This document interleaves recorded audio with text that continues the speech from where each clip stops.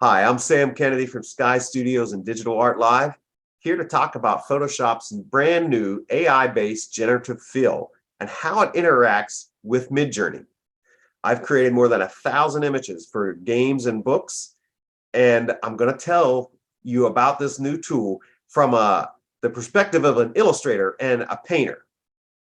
So, in order to get this brand new tool, you need to go to your cloud desktop and you need to have a paid subscription to Photoshop. And here would be, let's see, this is your all apps tab. And then to find, and this is in a beta version. So you need to go down here to beta apps down here, click right here, and you'll have to install a brand new Photoshop. And then be sure that when you're opening it, you are actually opening the Photoshop beta. And that will bring you into a UI that allows you to play with this generative fill. And I'm going to be looking at how this fill works today, as I said, in terms of an illustrator and a painter in Photoshop. I'm always looking for what's going to make my work faster and better as an illustrator. And so I'm going to go through a lot of my Midjourney images and see what I can do to make them better and to see what I can do to fix some of the shortcomings of Midjourney. One of the difficult things of Midjourney is we can't always get enough of the image in that we want. Or we may have a nice portrait like this, but we really want that portrait in an environment. And so when you come in here and you want to use a generative fill, all you've got to do is make sure you have space, and you can, this image here is actually, like this, and I've just cropped out to create the space. And once you get that done, once you have the space, select an area and make sure you've got what you want to fill. And you can see here, I'm being very, very generous here with how much space I'm filling. It's actually quite impressive on what this little plugin can do. So I go generative fill, and let's say I want her in the cockpit of a spaceship. So I'm going to say cockpit of a spaceship. Hit OK, and it's going to generate this area. And it's normally going to hit the style that Midjourney is used fairly well. Not all the time. This is a beta version, and I hope that it will get better as it gets closer to release. But I've been pretty happy with this idea and the ability to put in backgrounds, to extend backgrounds. So it's going to give me 3 options when I hit that generative fill, and I can test those options just like this. These are non-destructive, so I can turn that back off. And here's one that I did yesterday. So it turned out even a little bit better. Here are the options for that. Oops, let's see. You got to select on your layer where the generative fill is. And you see these are all options. So as a painter, as an illustrator, this would be very useful for me if I got the perfect portrait and I just wanted to extend the background, maybe give it some more context in the environment. This might be really good for comics, where we can generate faces from certain positions, certain camera angles, but maybe can't get the background in there as well.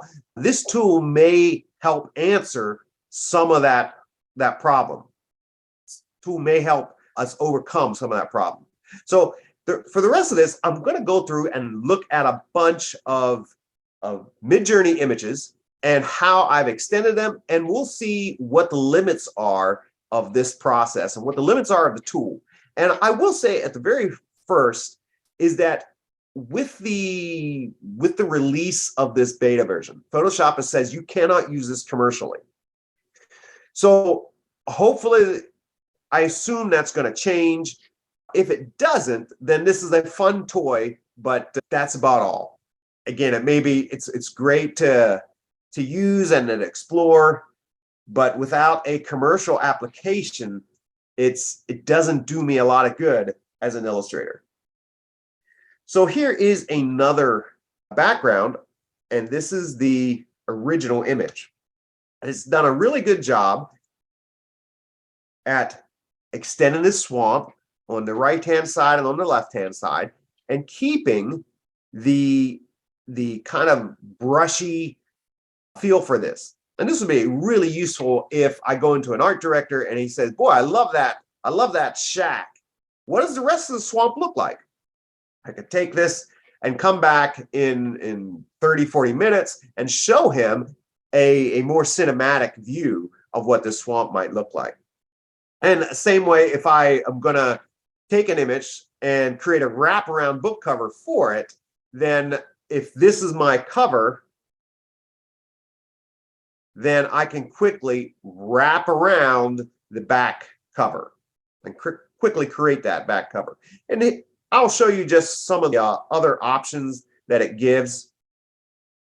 These are they all do a fairly good job at lining up and not creating seams, but even where it doesn't do it perfectly, it's not hard to paint out a seam very quickly. So I think it's pretty successful in terms of environments. Here's another example where I may want to use, this is the Midjourney image, and I may want to use that for a book cover, but I need some space up here at the top to add more room for the text. So very quickly, you can add that here. So added a little bit here as well. I didn't really care for how this dropped off, so I selected it again and added that, and then extended the top very quickly, very easily, and there you go. This is their new contextual bar. I haven't found it very useful yet for painting, but it is kind of annoying how it just sits there. All right, so let's take a look at a few more, and then we'll start to look at some of the limits. This is a book cover I created a long time ago, and I just wanted to see how good it was at something like a cyberpunk environment. And so that's the original image. This is the extension. You can see there's some goofiness down here, some goofiness here. This has come out all right. This is extended okay. Not a bad. I mean, this would save me time, and it gives me a few more options there. And if you're unhappy with what you have, you can keep generating more images, and it'll just give you more options indefinitely. Give that just a moment. So, and it's pretty fast too, as you can see. This is a rather complex image to be working on, but it does okay. And it's got some options, and you could always copy and paste different sides. If I duplicate this, let's see, can I duplicate it? There we go. I could say, well, I'm going to go over here and hide this just by copying in black there. And then I'll paste this here, invert it, and now I can come in here and say, well, I like the, this side better on this layer and this side better on this layer. So you can always mix and match, just like every other Photoshop endeavor. You have layers to work with, and that's really nice. So let's look at some of the limits now, and some of the interesting capabilities of this tool and its ability to simulate different graphic styles. So this is a little illustration I did a few years ago, and I just wanted to say, I just said, give me a television. Give me a television in this ink style. Let me see why I'm not seeing much. There we go. It's not really smart AI. It's lacking the context of maybe having him, sit back, maybe seeing the back of the television. You can see over here, television with antenna. Let's see if I change this back of television with antenna and generate that and see what happens. You'll notice here there's no antenna. So as far as AI goes, it's not dumb. It's still has the same problems as AI, but it's relatively good. Same problems with most AI. It's just can't get exactly what you want. So it's a little bit better, but I'm not that impressed. I'd probably draw this out myself. So here's another nice Midjourney image that came out like this. And I wanted to see if I could fix this dragon. You can see he has no head. And so I tried to select this area where I thought the head would be. And I said, give me a dragon. And it just couldn't do it. I've tried several times. And it just you can see this is what I came up with. Let's try again. Dragon, head and neck. I do like the speed that it uses. That's very nice. Hopefully it'll be even faster as they get into a second version or as they improve the beta. Almost there. Okay. So didn't like that. I'm not sure why. So I'm just going to show you some of the other things that I did. I eventually decided that the best thing and the only thing you could do was just remove it. So it gave that was easy for this plugin. No problems removing it. And you can see that the dragons it's creating are not good quality. So I did try to just say, okay, well, give me a dragon. Then I just replaced that and just said, give me a dragon. And you can see its results, not that good. Tried several times, just not going to do it. So it lacks as far as Midjourney's sense of aesthetics and its abilities. This was a nice discovery here. I was able to just add a bowl of fruit. Excuse me. I put the opacity on about 62% just to help it recede a little bit in the background. So something simple and something more photorealistic, it's going to do a little bit better at. Let me see. So this is one of the things I tried. This is the small image is right here. I like this image quite a bit. And I just wanted to see what more I could do. Extended the background, beautiful, no problems. As far as getting a hand, in the context of a gloved hand, I tried open gloved hand. I wanted him to be going like this, and just wasn't happening. So I tried several things here. So, okay, not great. And I'm just gonna do a few more things. This is an image where it worked out perfectly. It did have kind of a lame tail. This is a Midjourney image. It kind of have a lame tail, and I typed in dragon tail, and it nailed it. So really happy about that. Gave me some options, perfect. And yeah, that's a beautiful solution.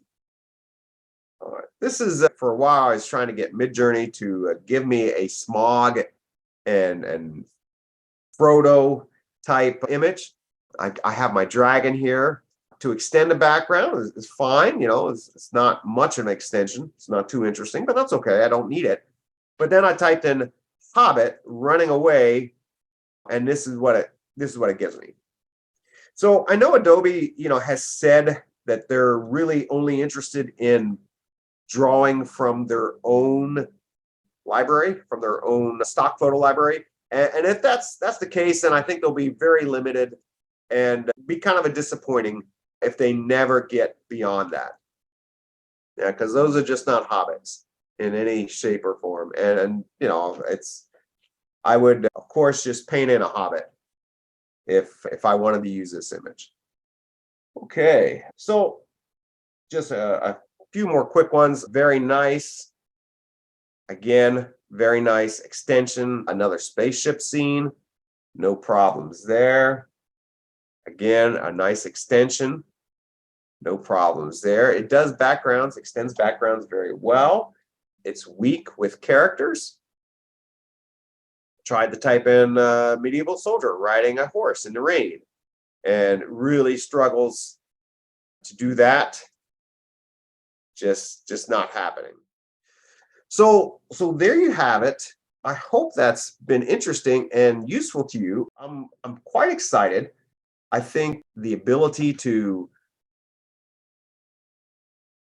extend the background, to fill in areas is definitely a jump up from Photoshop's tools that they allow you to do that before. So I'm hopeful that this gets better. I certainly hope that they make it available commercially, and I assume that they will. I assume they will.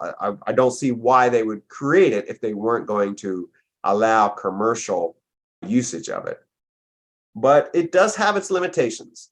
I tried to extend this guy down. This is the original image from Midjourney.